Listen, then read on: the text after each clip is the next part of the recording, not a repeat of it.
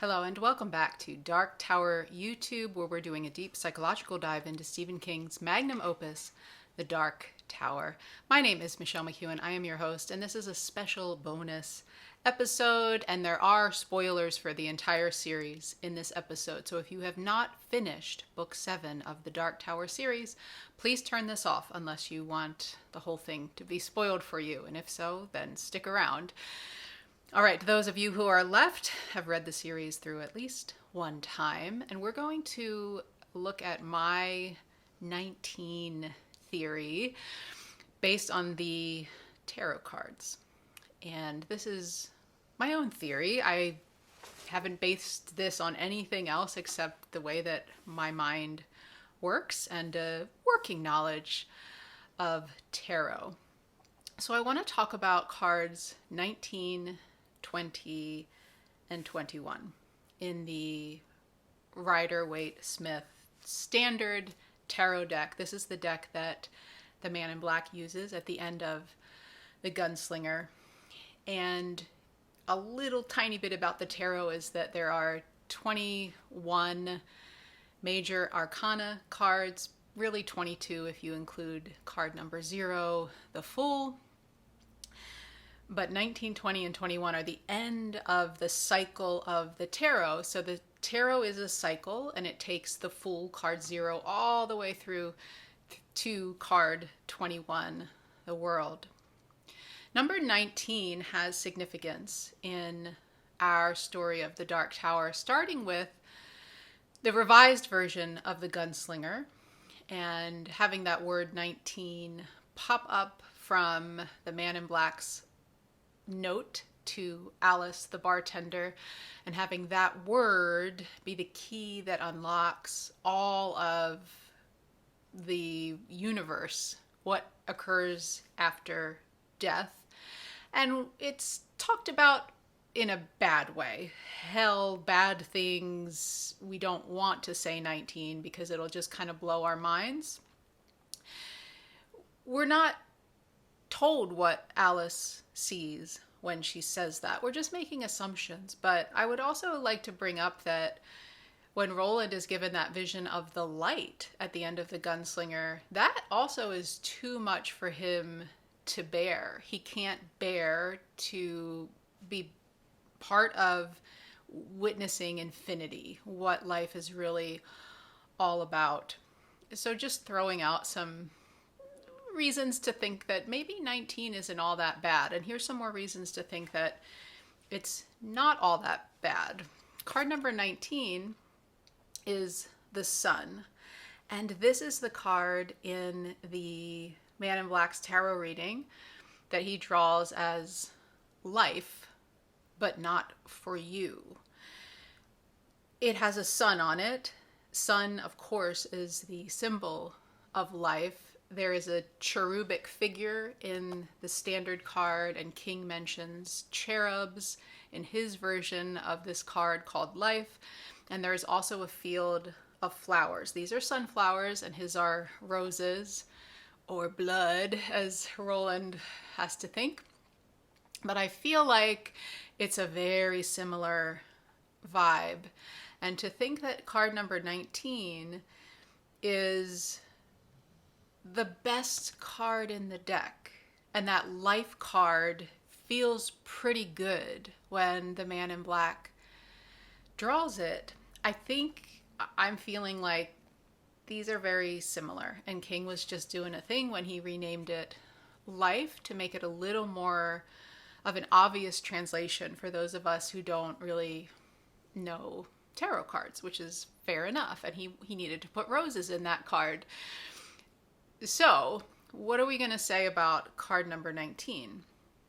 This is a card of great life and clarity. The sun is up and it's huge in the sky. It is bursting out, it is bursting through, and it is illuminating everything around it. And so it is this sense of clarity of vision, of being able to now see things for what they really are, for the love and the life and the light underneath of everything. The white horse in this card is that symbol of leveling up spiritually, and that little baby, that innocence of a child astride this symbol of heightened spirituality.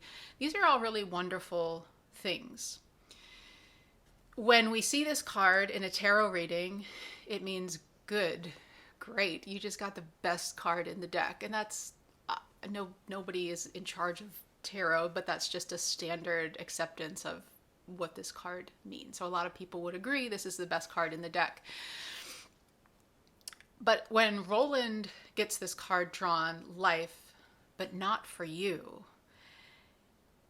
it doesn't even go into his spread. The man in black doesn't even put it down. And Roland's like, where does it go? Where does it fit the pattern? And the man in black's like, that's not for you to know now. And that's not for me to know either. And then he chucks it into the fire. We know, having read the series, that Roland is going to be rebooted back to the beginning at the end of this cycle. And so, not for you now. I think that word is important. I think not for you, the version of Roland that's sitting in front of me right now, not this Roland, not this time. That's the way that I like to interpret those words, knowing that the man in black understands that this is a cycle and he's stuck in this loop as well. So his desire to want Roland out of the loop is understandable. I think we can, that's a whole other video. But anyway, this is a great card to be able to understand, accept, see things for how they really are, that spiritual enlightenment, starting to be in touch with our inner selves, seeing that clearly. And Roland struggled with this in this cycle, in this version of the Gunslinger. He was really having a hard time with that still small voice, that spiritual side of him that was perking up from time to time and saying, I don't think you want to go down this road again, friend. I don't think this is what you want to do. Let's reconsider. Let's slow down. That was happening a whole heck of a lot. Having this energy in his travels, the energy of 19. When this card is reversed, which maybe has happened to Roland after he dropped Jake, we have confusion. That clarity is not quite here yet, not now. We need to pause and do some inner work to identify what's going on in here. How can I illuminate my inner self and see it more clearly so that I can judge it righteously? And if we can do that, we're able to move on to the next card, ending at the end of the cycle of the tarot, which is Judgment. And I want to say that Roland does get here by the end of book 7. So he messes up in the Gunslinger again, but it's a battle. He really, really is struggling up until the very second when he decides to let Jake fall. And then from the second after that, he's already in guilt and doubt and shame, and that was not the right thing to do. By the end of book 7, he would lay down his life for Jake. He can see that the life of his son, now that he's this child, he's now accepted as his son, he has returned to some of that innocence in the way that he sees things, and he would give up his life for Jake in book 7. He tries to. He would have, except his hip gives out at the last second. But when Jake dies, he is devastated in a way that he is not in the Gunslinger. And so I do believe that Roland gets here. He does see it clearly by the end of book 7. Unfortunately, I think that key moment at beginning of the Gunslinger is the thing that needs to change to break the cycle. But I think he still gets to move on to card number 20 anyway, to cycle number 20 from cycle 19, which he just completed. And besides 19 being associated with Stephen King's car accident, there's no other explanation given throughout books 5, 6, and 7 for that recurrence of 19 showing up again and again. So I like to just theorize that it's this card calling Roland to say, you got to do this. This is it. Like, life for you, if you can figure it out, friend, if you can take that time and see things clearly. Card number 20 is called Judgment, and it features prominently a horn. And this is why I think that he gets that horn when he comes back out of the loop from the end of book 7 back into the beginning of the loop again. He has the horn with him. So I feel like that's a pretty big coincidence. And it's that the angel is there summoning everyone to try again. This is a card of resurrection. This is a card of you get to go again. You get to leave behind the prison of the grave. You don't have to be enslaved anymore, as long as you can judge righteously. So what you learned here, you now need to bring into the world, the community, and start to live your life in the proper way. So it's not judgment as in God is judging you and you're going to hell. At least that's not the way most people would read this card. This is about self-judgment, really looking at our inner lives, our outer lives. There's a cross, and it's red and white, and we see that imagery in the book as well, referring to that white over red, and then the cover of Insomnia has the white and the red. But this intersection of our inner and our outer lives coming together, of our horizontally driven physical manifestations and our spiritual manifestations, our spiritual lives coming into union. The angel is calling everyone. So it's not just one person on this card. It's the collective idea of we're in this together. The sharing of water. We are ka-tet here in this card. And that all feels pretty spot on. If he can have that horn and he's made it into this cycle, he's able to better see and hear those inner dialogues that he's having in the gunslinger and listen to them a little bit better, just a little bit better, and he can break the chains that bind him. So I feel like this is happening for Roland in the next and hopefully the last cycle.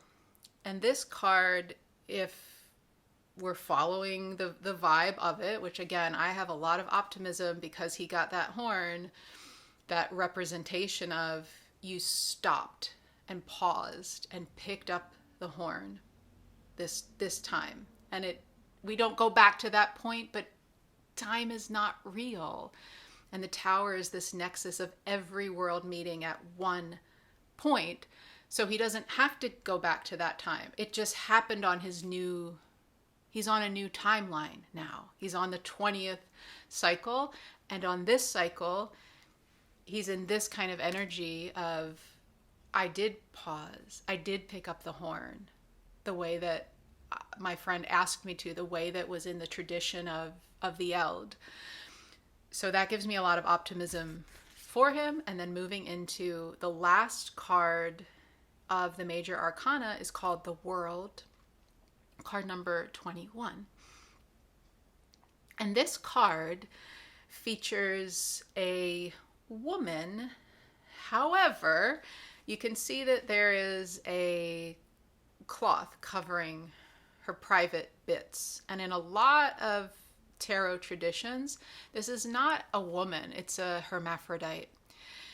The pose that she's striking with her her right foot on the ground and her left foot raised, is a similar pose to the god Shiva, and he is often portrayed as a hermaphrodite, half him, half his counterpart, Parvati, I believe her name is.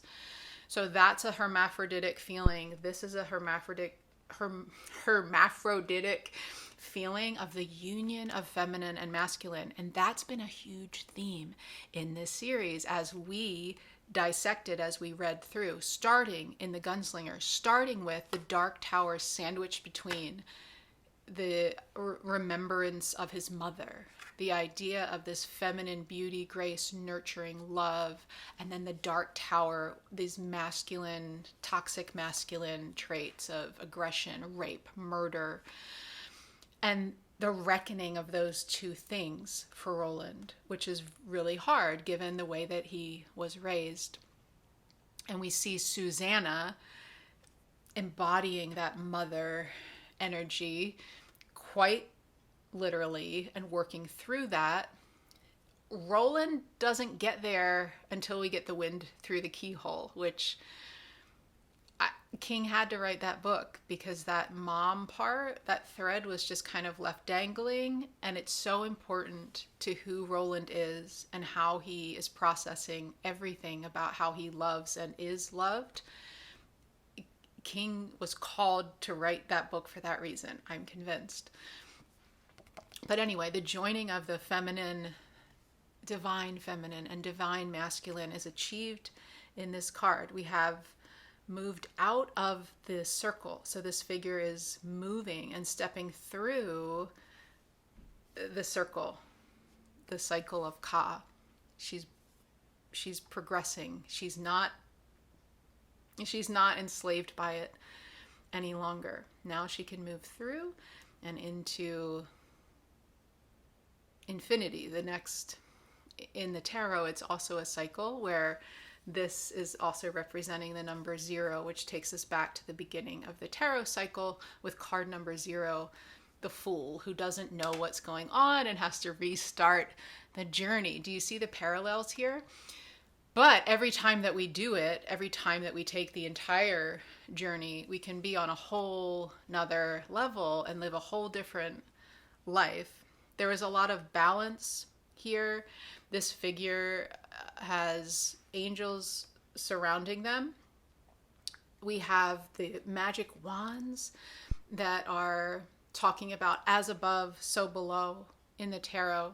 And that is, as you think, as is your consciousness, so are your actions. And we saw a lot of Roland's psychological state not being good and showing up in these horrible ways. And only when he started to change the way he was thinking about everything did we start to notice things were going a little bit better for this band of friends.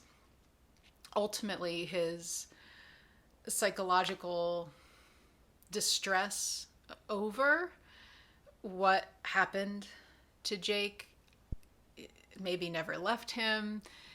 Still that idea deep in his consciousness about all my friends die, this always leads to death, and just I have to get to the tower. I would argue that he does have to get to the tower because that's the only way that he can be renewed and start again. Better this time, better than he was the last time. He has to go to the tower to do that. The tower is his damnation, but it's also his salvation. And so that's my 20-minute 1920-21 tarot card equivalency to the Dark Tower cycle. What do you think? Are you into it? Would you like to talk more about it? I'm going to have maybe some more things to say about tarot cards, but we'll see. That's it for now. Thanks for listening. Thanks for liking and subscribing and talking to me, because I like to talk to myself, but I do love a conversation with real people. So please introduce yourselves and let me know what you thought. Until we meet again, my beautiful friends, long days and pleasant nights.